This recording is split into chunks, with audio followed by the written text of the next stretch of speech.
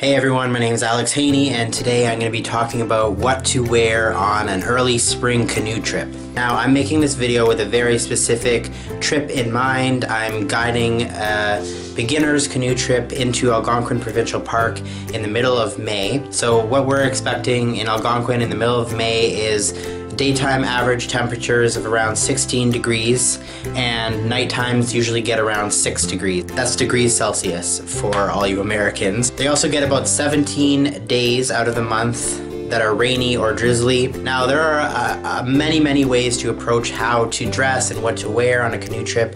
This is just my system that I like. Basically what I do for a canoe trip is I have one outfit that I'm going to be wearing during the day while I'm paddling and also in camp until I'm sleeping.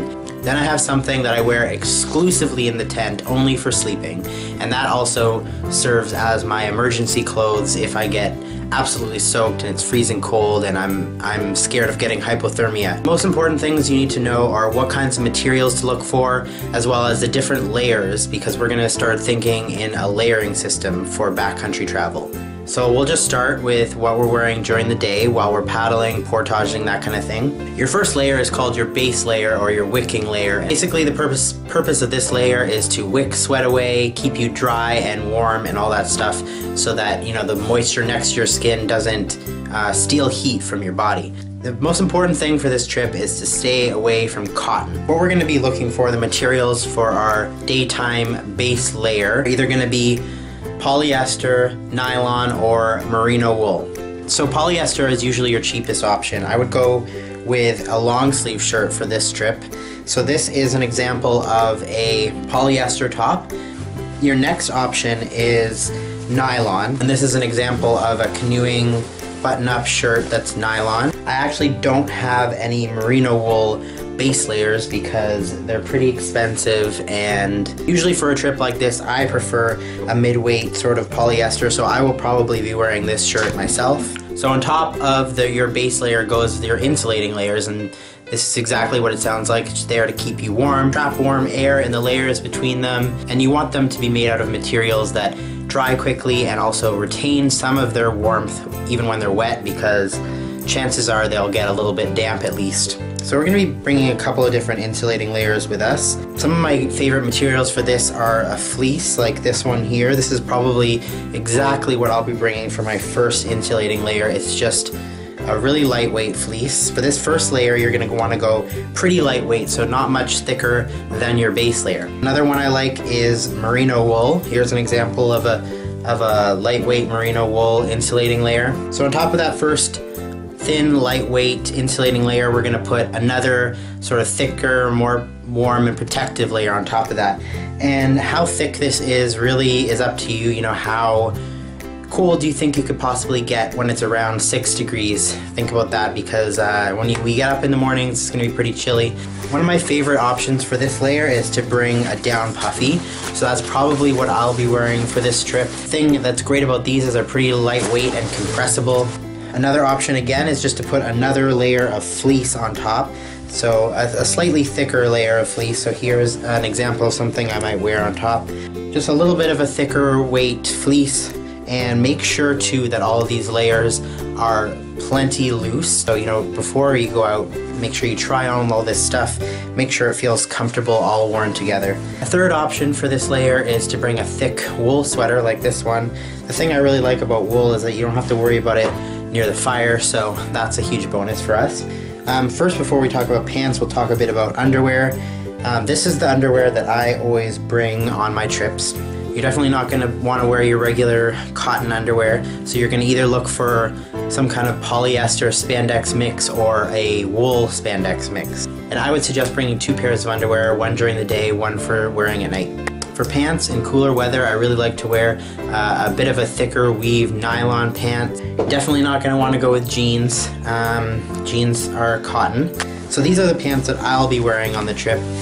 These are a Mountain Equipment Co-op nylon pant. This is another example of a nylon pant with a bit of spandex in it. And ideally I want you to be able to find as much of this stuff at home as possible. Just will save you a bunch of money. So, if you do happen to have some polyester pants, this is an example of a polyester pant that I would usually wear in a little bit warmer weather.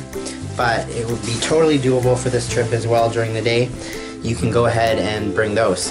Before we talk about stuff for our extremities like hands, head, shoes, socks, that kind of stuff, I'm going to talk about what to bring for nighttime. So this is really going to depend on how warm your sleeping bag is and how hot you sleep. You really have to feel that out for yourself. If you're unsure about it, I would go on the cooler side, just bring a little bit more stuff. It's not going to be an intense trip at all, so you know, bring extra stuff if you feel like you're unsure. So for nighttime, you're going to bring an extra base layer shirt. And here's an example of something that I might bring to sleep in. This is going to be a little bit of a thicker weight ideally than what you're wearing during the day. If you're feeling cold at night and that layer is just not cutting it in your sleeping bag, then you'll definitely be able to throw on some of the layers that you brought for the daytime. The reason why they're made out of those specific materials is that they should dry relatively quickly and be okay for you to wear at night if you need to. Even if they are a little bit damp, you know, having that dry layer next to your skin will help a lot,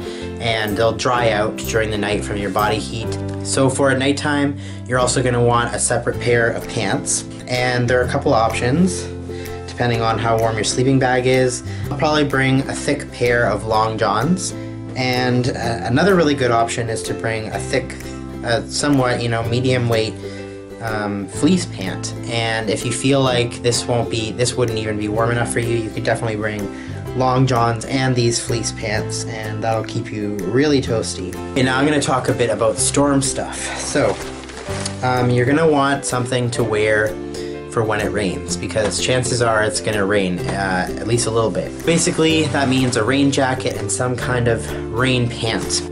Stick with a really protective nylon jacket or something like that. I wouldn't bother with Gore-Tex or any of that stuff. And same with the rain pants. These are the rain pants I'll be bringing. They're just like a thick nylon mech rain pant. So you're gonna want two different hats. For during the day when it's not too cold, you could go with something like this. It's just a baseball cap. Or you could go with something more protective like this hat. This is something I bring sometimes on paddling trips. And then you're going to want something a bit warmer too. So this is what I bring. Just bring any kind of toque, preferably, you know, something made out of something synthetic or wool would be ideal. Another thing you're going to want for your head is a good pair of sunglasses. The reason I don't have any to show you is that I actually need a new pair of sunglasses.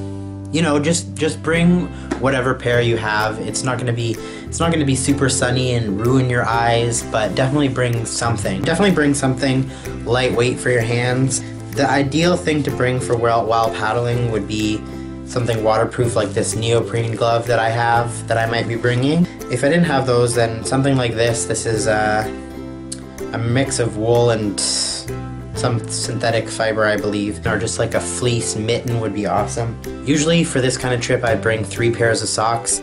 So I bring one to wear while paddling, one to change into in camp just to give my feet a bit of a break from the constant wetness, and then one that I exclusively wear at nighttime. So you're gonna want socks that are either wool or synthetic, in case you haven't caught on to that pattern yet. Smart Wool is awesome. Darn Tough is also a really good brand. But you can also definitely, you know, just go cheap and go buy some synthetic socks. That's totally fine. Now you're also going to want 2 different pairs of shoes, and this is a huge point of contention with canoeists. I feel like, you know, what shoes to wear.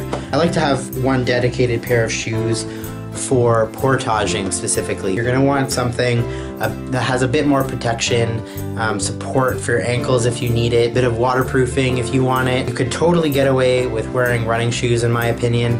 I do like to wear hiking boots for that time of year. So these are what I'll be bringing. They're just Gore-Tex hiking boots. But if you don't have those, that's completely fine. You can totally just wear a pair of running shoes. Yeah, it's gonna get soaked, but that's also the reason why we have other stuff to change into. And then I like to have one other lighter pair of shoes to wear at camp. And I like to make these kind of an amphibious shoe so that, you know, I can wear them in the canoe as well, because I don't like wearing my heavy hiking boots except for when I'm portaging. So, you know, Keens are really nice. I just picked up these. These are just a lightweight pair of Crocs. I'll put a link below to a detailed packing list for you all that are coming on this canoe trip with me, so you can peruse it and check things off as you're acquiring them, packing them, that kind of stuff. If you have any questions, definitely post them below and I'll get back to them as soon as I can. Thanks for watching. See ya.